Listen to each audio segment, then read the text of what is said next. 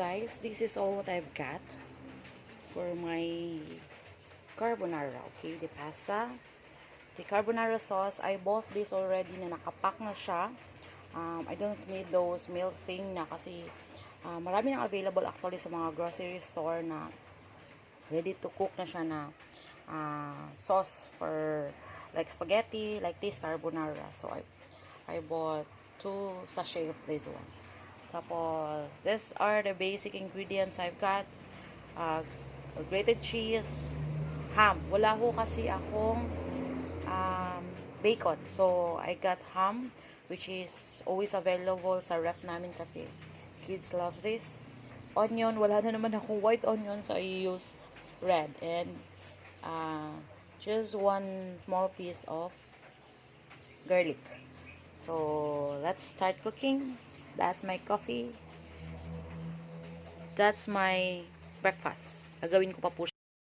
I think pan is ready. Okay. Na-preheat ko na ho siya while cooking ng pasta kanina. So, okay, so let's start by putting some oil muna. Okay.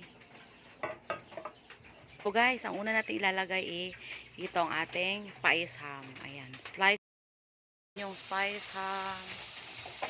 Yes. Unahin natin pagluto yung spice ham.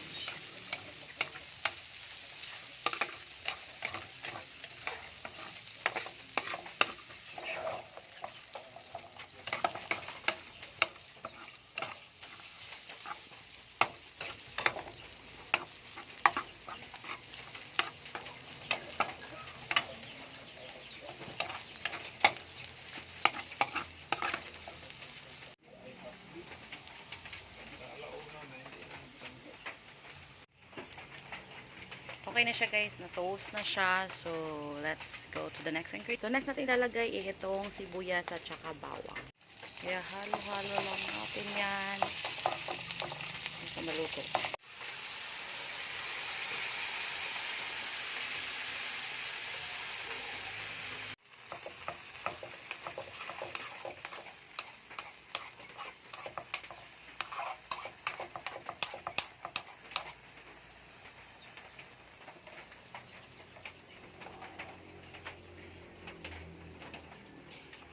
Ayan, hinalo ko na yung carbonara sauce.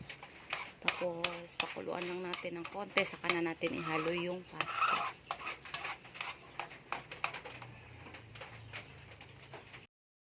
Since kumukulo na siya, pwede na natin idagdag yung ating pasta. Pasta. Ayan.